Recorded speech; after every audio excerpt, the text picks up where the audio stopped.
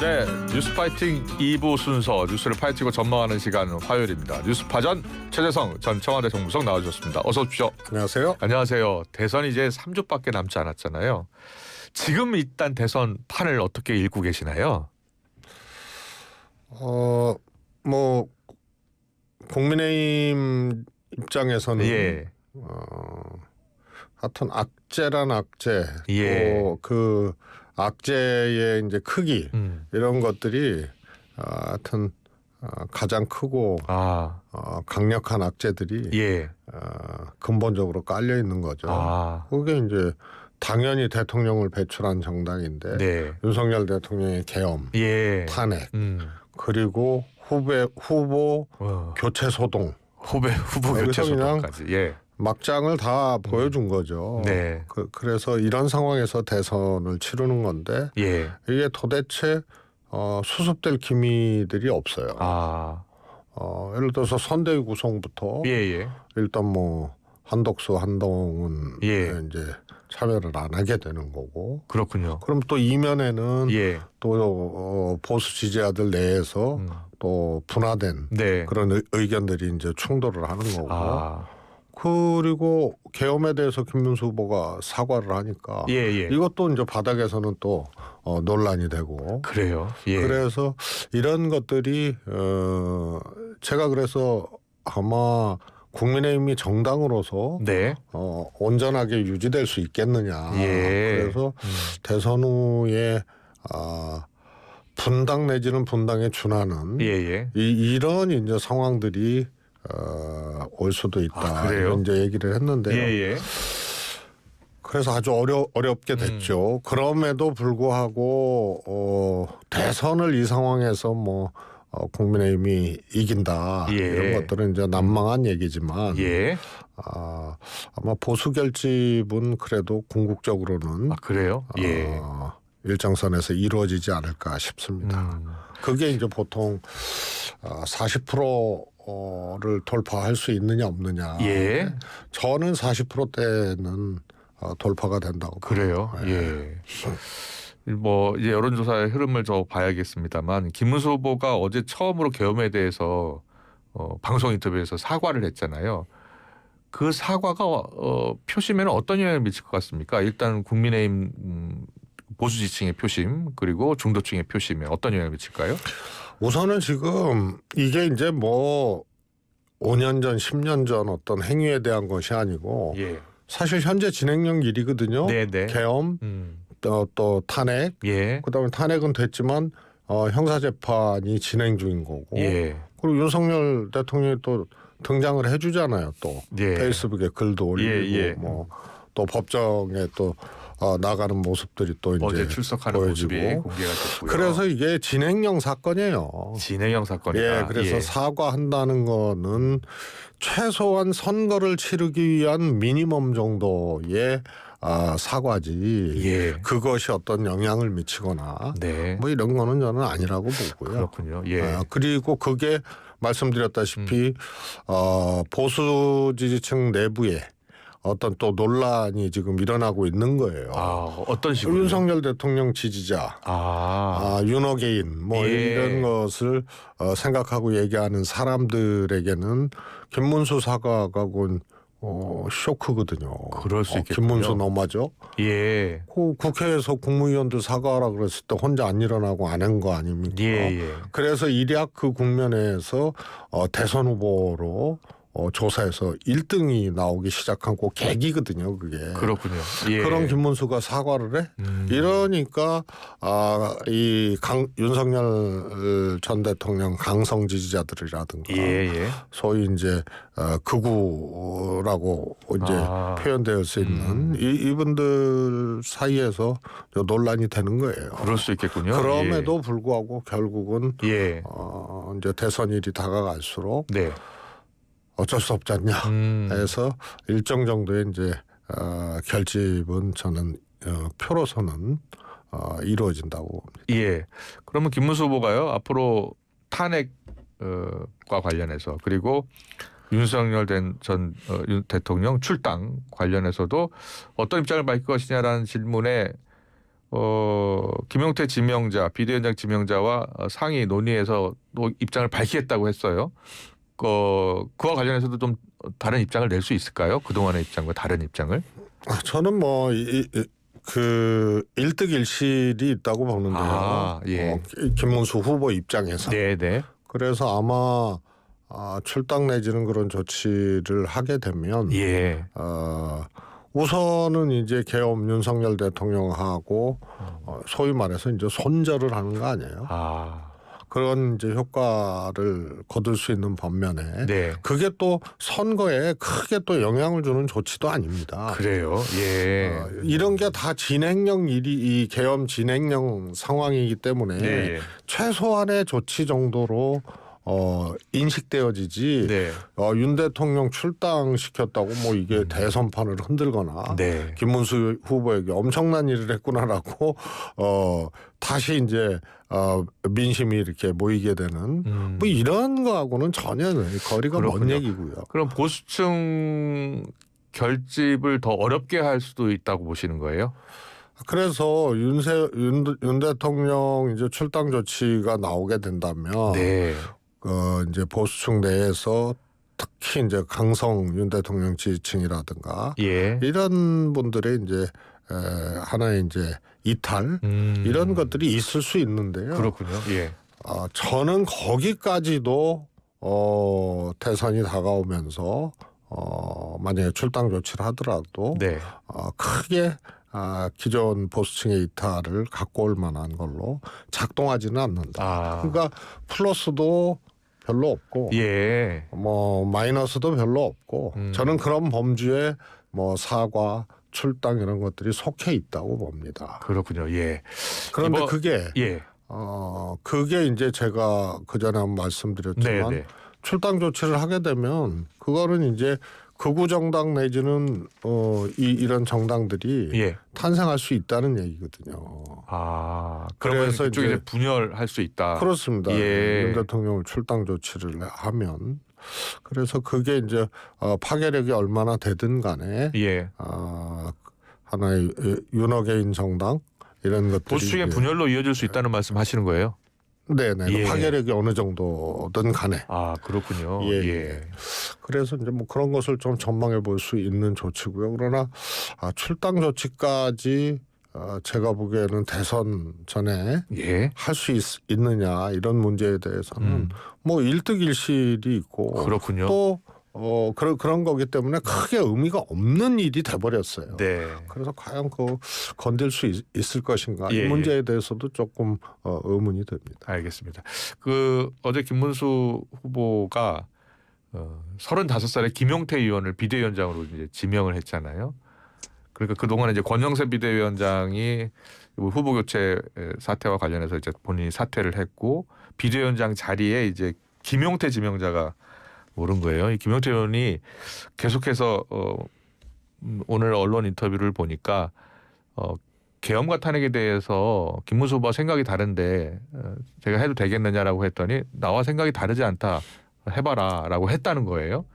김용태 의원을 비대위원장으로 지명한 것에 대해서는 어떤 생각이세요? 저는 큰 의미가 없다고 봐요. 예. 왜냐하면 보통은 이제 선거에 패배하거나 네. 이랬을 때 이제 비대위가 탄생을 하잖아요. 네. 뭐 총선 때 그랬고요. 그리고 이제 계엄이 일어나니까 예. 또 마찬가지였고요.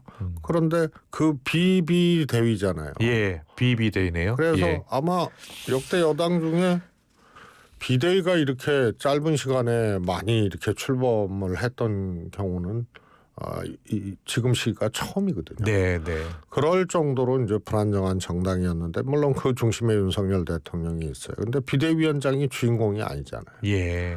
대선 후보가 있잖아요. 그래서 포커싱이 안 돼요. 그래서 젊은 비대위원장을 했구나 뭐 이런 정도의 의미지. 예. 지금 그 김용태 의원의 메시지라든가 예. 또 할 수 있는 이제 정무적인 내용 반경 이런 것들이 대선 후보가 있기 때문에 네. 크게 제약이 되는 거예요. 그렇군요. 그런데 예. 만약에 대선 실패하고 비대위가 떴다. 총선 실패하고 비대위가 떴다 그러면 비대위원장의 포커싱이 가는 거죠. 그렇죠. 예. 지금은 김문수 후보의 포커싱이 가 있는 그렇습니다. 상황이다. 예. 알겠습니다. 국민의힘 선대위에 한동훈 전 대표가 아직 합류하지 않고 있거든요. 한동훈 전 대표가 합류하지 않는 가장 큰 이유는 실제 이유 배경은 어디에 있을까요? 그리고 한 대표는 한덕수 예비 후보였던 한덕수 전 대행하고 김문수 후보하고 양비를 했어요. 양쪽을 비판을 했어요. 네. 한덕수 후보도 옳지 않고 그리고 자신을 한동훈 후보를 배제시키고 개제한다는 게 이거냐. 해서 단일화 발의를 했던 김문수 후보에게도 원인이 있다. 이렇게 이제 두 쪽 다 비판을 했거든요. 그러니까 지금 화가 난 거예요. 그리고 이 상황이 한동훈 전 대표 입장에서도 용인할 수가 없는 거예요. 본인은 떨어졌지. 네. 근데 그 김문수 후보가 단일화 마케팅 해가지고 이겼다고 보는 거거든요. 그런데 한덕수가 날치기를 하려고 그랬지. 네. 그래서 당원 투표에서 다시 김문수가 후보 지위를 다시 찾았지. 그렇습니다. 그러니까 이 상황이 화도 나고 이해가 불가하고 수용이 안 되는 거예요. 그래요? 예. 그러나 저는 결국은 어떤 식으로든지 김문수 후보를 돕고 그래요? 선거를 치러내는데 인력화를 결국은 할 수밖에 없지 않느냐. 한동훈 전 대표는 이제 향후 정치도 생각을 해야 되잖아요. 대선 이후의 정치를 생각한다면 지금 선대에 합류하는 게 맞겠습니까? 아니면 지금처럼 계속 거리를 두는 게 맞겠습니까? 선대위에 합류를 해야죠. 여러 가지 우여곡절을 거치고 정말 상상하지 못했던 일들이 현실이 되는 상상했던 일이 현실이 되는 것들은 있을 수 있잖아요. 상상하지 못했던 일들이 계속 이어졌거든요. 특히 후보 교체 날치기 교체 시도는 정말 세계 정치사에서 없었던 일일 거예요. 그래서 그럼에도 신윤 쿠데타라고 표현하더라고요. 그렇죠. 한동훈 전 대표가. 그러니까 하여튼 그런 일들을 겪고 이런 과정에서 지지층도 혼란이고 그러겠죠. 그러나 한동훈 대표는 대선을 치러내는 과정에서 정치를 그만둘 게 아니라면 여기서 내키든 안 내키든 용인이 또 되지 않든 간에 합류하고 역할을 해야지 나중에 이런 것들이 엄청난 꼬리표가 붙거든요. 꼬리표가 붙는다고요? 어려운 상황에서 대선을 치르는데 성질 난다고 합류 안 하고 나몰라라 했던 사람 그러면 한동훈 배신자론이 딱지가 있었잖아요. 거기에 이거는 이 또 다른 딱지가 하나 붙는 거거든요. 그래서 배신자론의 연장선상에서 붙는 거예요. 배신자론은 윤석열에 대한 배신자론. 그런데 선대위 합류를 안 하거나 선거에 역할을 하지 않으면 이거는 당이나 그다음에 보수 지지자들에 대한 배신자가 되는 거예요. 그렇군요. 알겠습니다. 한동훈 전 대표가 어떤 결정을 내릴지 주목이 됩니다. 자, 민주당 이야기 해보겠습니다. 이재명 후보가요. 지금 공직선거법 위반 파기환송심도 대선 이후로 연기됐고 대장동 배임 사건 또 위증교사 2심 재판도 다 대선 이후로 미루어진 거예요. 이재명 후보 입장에서는 사실상 일단 대선 전까지 사법 리스크는 털어낸 거예요. 어떻게 보셨어요? 저는 윤석열 대통령의 계엄이 정상적인 대선이 치러졌을 때 소위 이재명 대표의 사법 리스크 시간표 굉장히 길었거든요. 그래서 그 안에서 어떤 일이 일어날지 이게 이제 사법 리스크였어요. 그런데 생각지도 못한 상상하지 못한 것이 현실이 됩니다. 계엄이 터졌습니다. 그러니까 탄핵이 되면 조기 대선이 되는 거 아니에요? 그러니까 정상적인 대선을 치렀을 때의 대선 시간표. 2년 가까운 대선 시간표. 그렇죠. 원래는 27년에 했어야 되니까요. 확 줄어든 거예요. 그래서 뭐 개헌 발발 기준으로 보면은 네.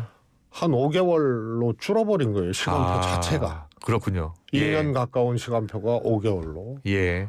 그러니까 이거 윤석열 대통령의 계엄 선포 한 방이 탄핵이 되면서 사법 리스크 시간표를 완전히 축소시켜 버린 거고. 그렇군요. 그럼 그 안에 일어날 수 있는 게 뭐냐? 네. 그러면은 2심 무죄 받았던 2심이 일어났고 대법원에 정말 이 광속도 대법원 판결 결정 내린 거예요. 예. 이게 요게 있었거든요. 네. 요거까지 짧게 줄어든 사법 리스크 시간표 속에 요 두 가지 사건을 넘은 거거든요. 그렇군요. 그래서 제가 이재명 대표의 서사가 정치 서사가 2심 무죄 그리고 대법원 판결까지 완전히 정점을 뚫고 정점을 찍고 완성을 해가는 그런 과정으로 오히려 사법 리스크가 작동을 해버린 거예요. 그렇군요. 예,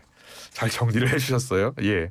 그리고 내일 조희대 대법원장 관련해서 대선 개입 의혹 청문회가 열리잖아요. 먼저 내일 그 청문회 열리는 것에 대해서는 어떤 생각이세요? 저는 이게 먼 과거의 일이 아니고요. 지금 국면에서 일어났던 사건이잖아요. 근데 그것도 초유의 일이거든요. 그리고 대법원의 정치 개입이 선거 개입, 정치 개입이 의심되는 그것도 강력히 의심되는 장면들이에요. 그래서 저는 국회에서 청문회를 추진하거나 할 수는 있는데 그것이 이제 효력을 발휘하기는 어렵다고 보고요. 저 문제를 한 정치인에 대한 광속도의 재판 이 과정에서 정치 개입, 선거 개입 이렇게 의심되어질 것이 아니고 그야말로 사법부의 존립 또 사법부 존립의 의미 이런 측면에서 봤을 때 저거는 조금 규명해야 될 필요성이 있다. 그런 점에서 저는 특검이 맞다고. 그렇군요. 그래서 어제 그 민주초선의원 모임 더민초가 특검법을 발의했더라고요. 그럼 이걸 특검을 통해서 진상을 규명해야 된다고 보시는 거예요? 저는 그렇다고 봅니다. 저게 정말 강력하게 의심되어지잖아요. 그다음에 정황 근거들도 있어요.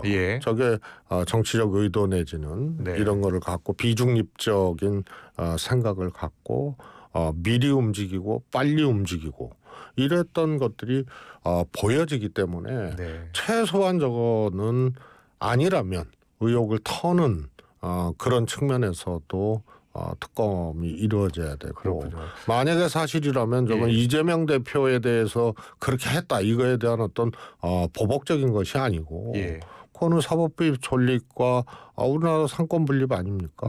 또 법의 정의, 공정성 정치적 중립 이런 것들이 한 번에 무너질 수 있는 사건이기 때문에 저는 수사해야 된다고. 그렇군요. 그럼 이 사안 같은 경우에는 일단 3주 뒤에 대선이 치러지고 이재명 후보가 대통령이 된다면은요. 이건 검찰이 수사할 수도 있는 것이고 특검을 통해서 밝힐 수도 있는 거잖아요. 어떻게 밝혀야 된다고 보시는 거예요? 저는 특검이 맞다고 보고요. 특검이 맞군요. 엄청난 사건이잖아요. 그래서 말씀드렸다시피 사건 자체가 엄청난 사건이기 때문에 의혹이 사실이 아니면 턴다는 의미에서도 또 사실이면 그거는 하나의 준거를 만들고 강력한 우리 법의 정의 또 사법부 존재의 의미들을 다시 세우는 입장에서도 저는 꼭 필요하다고 보는데요. 사법부는 저건 사법개혁 차원에서 접근할 문제는 아니라고 봐요. 그리고 사법부는 소위 말해서 그런 과정을 분명히 거치면서 엄청난 상처를 입을 텐데 감수해야 될 부분이라고 보고요. 이게 이제 하나의 대선이 끝나고 이재명 대통령이 탄생이 만약에 됐다. 이러면은 결국은 국회에서는 다수당이 통과시킬 거고 대통령이 거부권 행사 안 하면 되거든요. 그러면은 저게 현실화될 가능성이 크고요. 근데 그 이상도 이하도 사법개혁의 이름으로 바로 다른 것을 하거나 이렇게 되면은 오히려 이게 이상한 방향으로 갈 수가 있어요. 그러니까 네. 대법원 특검 이것도 엄청난 사건이거든요. 예, 예. 이것도 하고 또 사법개혁을 어떻게 해야겠다라고 바로 동일 시기에 이렇게 가버리면 이게 아마 새로운 정권이 조금 이렇게 감당하기 조금 힘든 그럴 수도 있겠군요. 그런 상황으로 갈 수도 있기 때문에 예. 이거는 좀 분리해서 예. 조금 뭐라 그럴까요? 사법개혁까지 합쳐서 이렇게 하기에는 예. 조금 사안 자체를 좀 달리 보고 그렇게 또 응대를 해야 되지 않나 싶습니다. 네. 아니, 저 물어볼 게 더 많은데 시간 관계상 여기서 줄여야 될 것 같습니다. 잘 들었습니다. 뉴스파전 최재성 전 정무수석과 함께했습니다. 고맙습니다. 감사합니다.